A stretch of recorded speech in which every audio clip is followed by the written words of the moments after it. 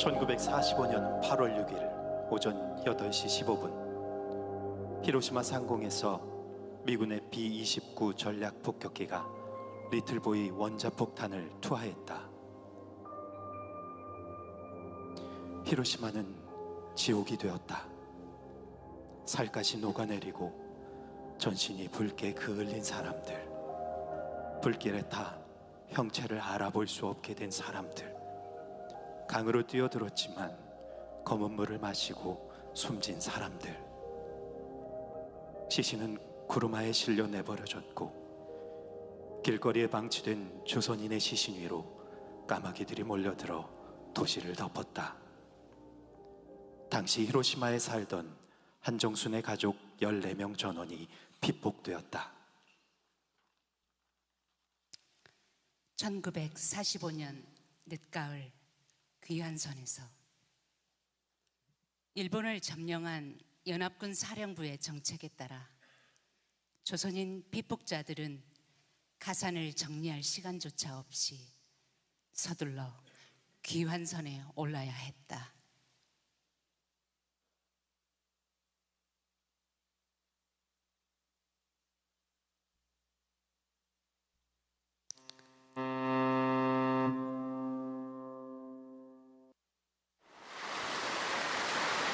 배 안은 고국을 향한 사람들로 가득했고 수용 인원보다 몇 배나 많은 이들이 상자처럼 포개져 있었다. 태풍과 파도에 배는 뒤흔들렸고 끝없는 멀미와 배고픔, 그리고 언제 침몰할지 모르는 공포 속에서 사람들은 곡소리와 울음으로 뒤엉켰다. 그 품에 안고 계신 함은 뭐예요? 제 아내입니다. 원폭이 터졌을 때 등에 큰 화상을 입고 고름으로 등이 다 덮였는데 마지막엔 구더기까지 들끓었어요. 고향에 데리고 가고 싶어 집마당에서 아내를 태워 뼈만 추렸습니다. 고향 선산에 잘 묻어야지요. 합천에서 히로시마로 간 사람들이 참 많아요. 일본군이 합천에 진을 치고 농사지은 곡식 한 톨까지 몽땅 빼앗아 갔거든요. 먹고 살 길이 없어서 그래도 히로시마에 가면 밥은 안 굽는다고 해서 갔는데, 그런데 거기서 원폭이 터지고 결국 제 아내는 이렇게 되고 말았습니다. 경남 합천 한정순의 집. 한정순 가족도 고향 합천으로 돌아왔지만 피폭의 고통은 거기서도 끝나지 않았다.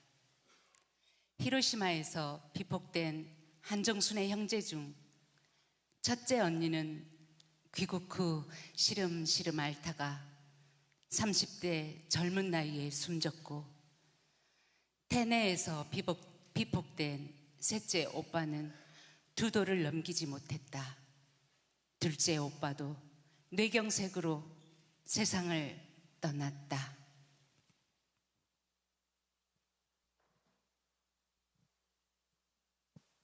그 끔찍한 지옥 같은 곳에서 살아 돌아왔는데, 첫째도 셋째도 원인도 알 수 없이 시름시름 앓다 결국 약 한 번 제대로 써보지 못하고 떠나보내고, 자식을 앞세운 제 마음은 도대체 무엇으로 채워야 할까요?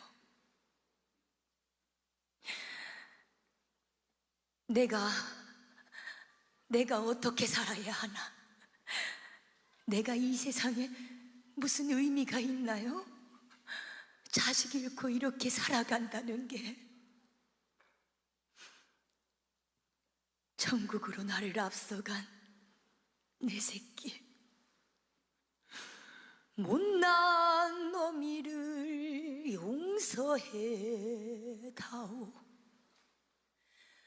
우리 인연 짧고 가혹했으나 너는 내 새끼 한 번만 단 한 번만이라도 안아봤으면 지금 당장 이 두 팔로 너를 안고 싶구나.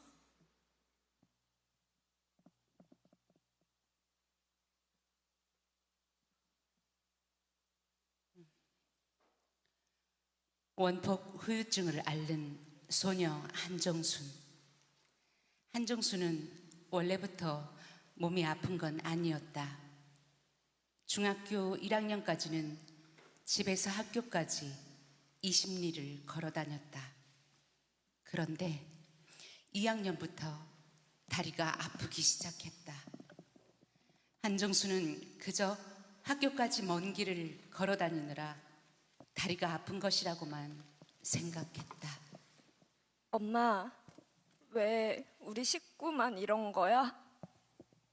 오빠랑 언니는 죽고 나도 아파. 왜 우리만 이래? 혹시 히로시마 원폭 때문이야? 그런 소리 하면 안 돼. 너 원폭이라는 말 절대 입에 올리지 마. 그런 말 하면 우리가 어떻게 되겠어? 왜요? 언니 오빠들이 그러던데? 너희들 사회에서 어떻게 살아갈 거야? 그런 얘기 절대 하지 마. 알았지? 세상이 그렇게 우리를 받아들이지 않아.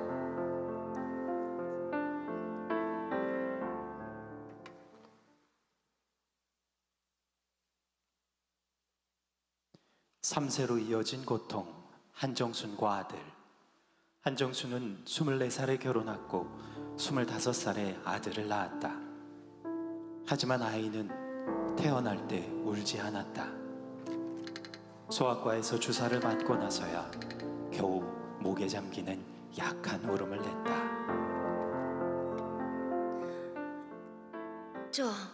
선생님, 아이가 이상해요.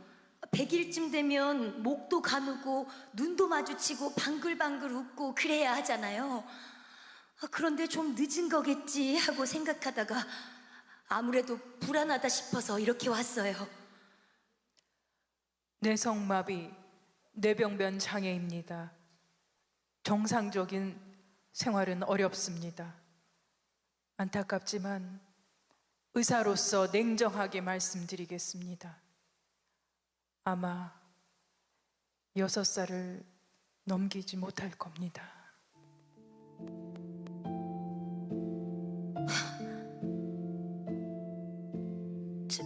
첫 아이인데 저도 평생 다리가 아파서 고생했어요. 이 아이마저 아프면 나는 어떻게 살아야 하나요? 도영아, 미안해. 다 엄마 때문이야.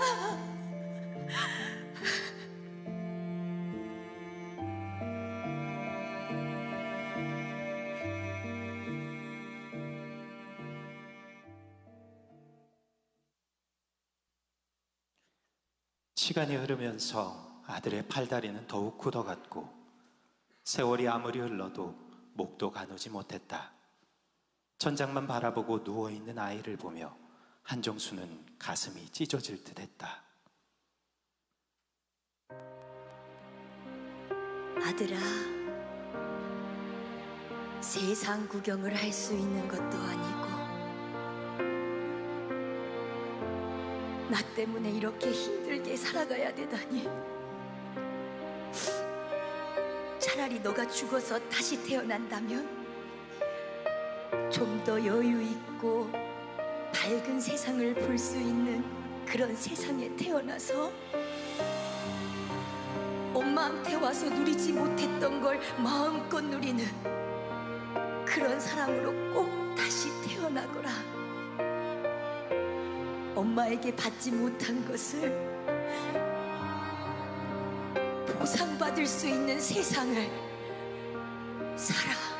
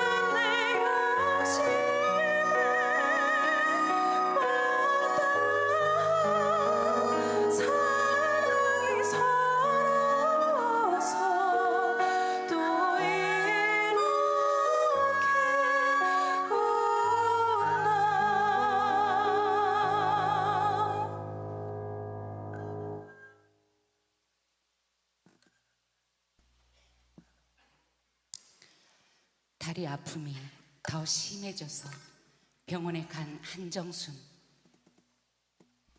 아들을 낳은 후 한정순의 병은 심해졌다. 서 있기도 힘들고 걸음을 걷는 것은 더 힘들었다. 걸을 수 없어 손바닥으로 방바닥을 짚고 엉덩이와 다리를 끌고 다니느라 손바닥은 부르트고 갈라져서 방바닥이 피로 얼룩졌다. 저 걸을 수도 없고 서 있기도 힘듭니다. 도대체 원인이 뭔가요? 엉덩이뼈 일부가 괴사하는 대퇴부 무혈성 괴사증입니다. 술이나 담배를 많이 하거나 잠수병 있는 환자에게 나타나는 병인데 이상합니다. 술도 안 먹고 더욱이 담배도 피우지 않은 데다 젊은 여성에게 생긴 게 이해가 되지 않네요. 한정순 부모님이 합천에 돌아온 후 태어난 6 형제들 중 첫째, 둘째 언니는 뇌경색으로, 셋째 언니는 한정순과 같은 병으로 고통받았고, 막내 동생은 30대에 이가 다 빠졌다. 이토록 많은 가족이 아픈데 왜 아픈지도 모르는 이 현실이 너무 고통스러워요.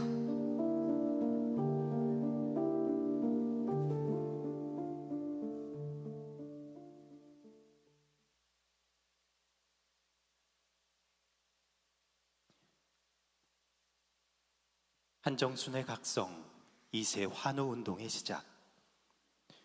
누구도 원폭 피해의 후유증에 대해 정확히 설명해 주지 않았다. 그 고통은 그저 참고 견뎌야 하는 것이었다. 한정순은 원폭이라는 단어는 들었지만 자신과 아들의 병을 그것과 연결짓지 못했다. 그러던 2002년 자신이 원폭 2세임을 밝히고 한국 원폭 피해 2세 환우회를 조직한 김영료를 만났다. 바로 이거였구나. 내 병도, 내 아이 병도 이 원폭 때문일 수 있겠구나. 이후 추정 60분 방송에서 한국 원폭 피해 2세 환우회 회장 정숙희가 자신과 같은 병인 대퇴부 무혈성 괴사증으로 수술을 받았다는 사실을 접하고 한정수는 마치 뒤통수를 얻어맞은 듯한 충격을 받는다. 정말 원폭 때문이었어. 그런데 지금까지 아무도 말해주지 않았지. 형률 씨가 말한 대로 이건이 단순히 개인적인 고통이 아니라 세대 간의 대물림을 겪고 있는 거야. 내 아들을 위해서라도, 다른 환우들을 위해서라도 이 진실을 알리고 싸워야 해.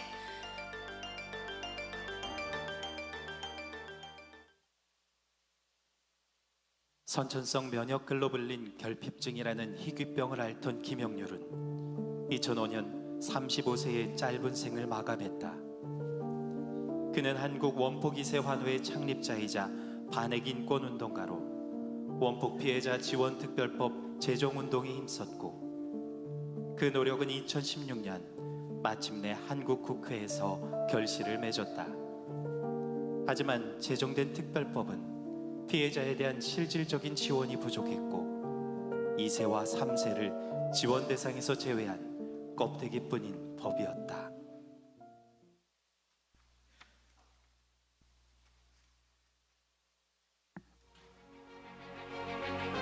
한정순의 투쟁, 원폭 피해자 2세, 3세 인정 요구. 한정순은 형제들의 도움으로 인공 관절 수술, 자궁 군절 수술, 담낭 제거 등 12차례의 수술을 받으면서도 활동을 멈추지 않았다.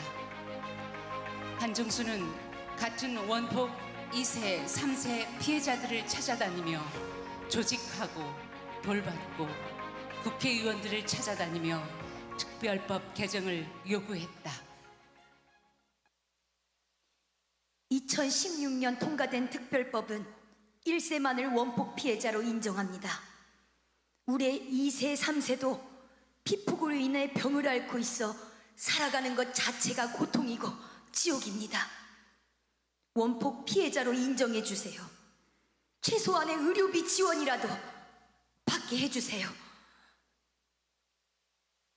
정말 안타까운 일입니다. 그런데 미국도 일본도 2세, 3세를 피해자로 인정하지 않습니다. 이 과학적으로도 유전성 증거가 부족하다고 하니, 아니, 그게 말이 됩니까? 국회의원이 그렇게 말하면 안 되죠. 우리가 살아있는 증거입니다. 우리 몸이, 우리 삶이 그 증거예요. 일본도 미국도 나 몰라라 하는데 정부와 국회마저 책임을 외면하면 우리는 어디에 기대해야 합니까? 이럴 때면 한정수는 김형률의 외침을 떠올렸다. 한국 원폭 2세 환우들은 일본 제국주의가 일으킨 잔혹한 침략 전쟁의 희생자들이며 전쟁이 끝난 후에 태어난 해방 후 세대들입니다. 그리고 우리들의 의지와는 무관하게 미국의 원자폭탄 투하로 인해 원폭 2세 환우가 되었습니다. 우리들의 몸은 21세기를 살고 있지만 20세기 일본 제국주의가 저질렀던 침략 전쟁과 식민지 수탈 정책이라는 광기의 역사가 지금 이 시간까지도 연장되어 우리들의 몸을 지배하고 있습니다. 원폭 2세 환우들의 삶은 과거 역사가 아닌 현재 역사입니다.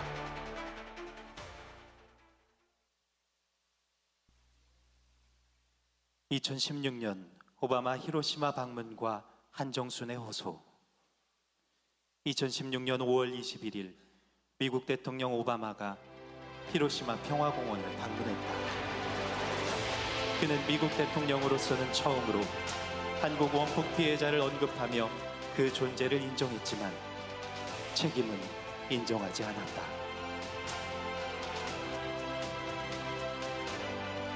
미국과 일본 정부에 요구합니다. 김영률 씨는 희귀병으로 세상을 떠났고 정숙희 회장은 수술 부위가 아물지 않아 걷지를 못합니다. 그 동생은 다운 증후군을 앓고 있지요. 그런데도 우리는 원폭 피해자로 인정받지 못합니다. 도대체 우리가 앓고 있는 이 병의 정체는 뭡니까? 끝이 보이지 않는 이 고통은 도대체 누구에게 하소연해야 합니까?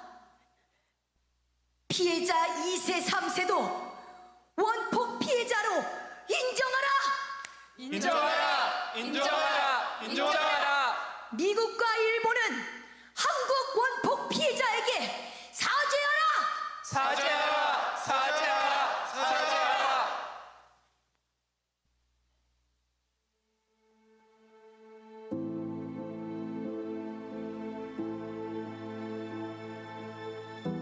저는 원폭 2세 한정순입니다. 제 아들은 40이 넘도록 평생 누워만 지내고 있습니다. 이처럼 핵무기의 피해는 잔인하게 대물림됩니다. 한국인 원폭 피해자 2세들은 부모가 원폭 피해자라는 이유 하나로 빅폭 유전의 고통을 안고 살아가면서도 여전히 피폭자로 인정받지 못한 채 긴 세월을 외면과 침묵 속에 버텨야 했습니다. 저는 원폭 2세 환우회 회장으로서 제 아픔뿐만 아니라 다른 2세 환우들의 고통도 함께 끌어안고자 애써왔습니다. 하지만 때때로 세상을 먼저 떠난 환우들을 마주할 때면 가슴이 미어집니다. 원폭 투하 80년이 지났지만 우리의 전쟁은 아직 끝나지 않았습니다. 광복 80년이지만 한국 원폭 피해자에게 진정한 광복은 오지 않았습니다.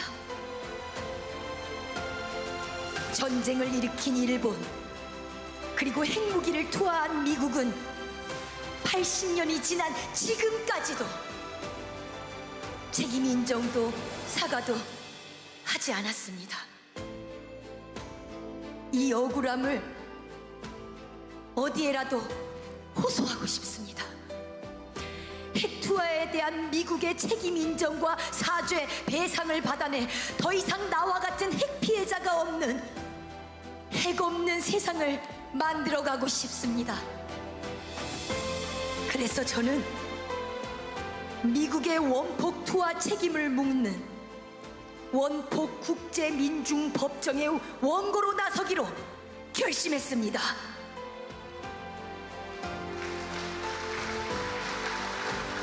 이 법정이 억눌려왔던 한국 원폭 피해자들의 숨통을 틔워줄 공간이 되리라 믿습니다. 평생을 핵 피해자로 살아간다는 것, 그것은 너무나도 잔인한 일입니다. 그리고 인류는 이 잔혹함을 다시는 반복해서는 안 됩니다.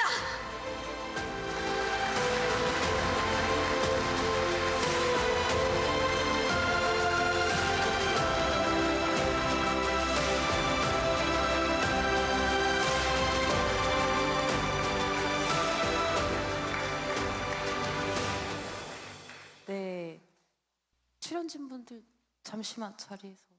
네, 네, 한정순 선생님, 네, 무대 위로 모시도록 하겠습니다. 네.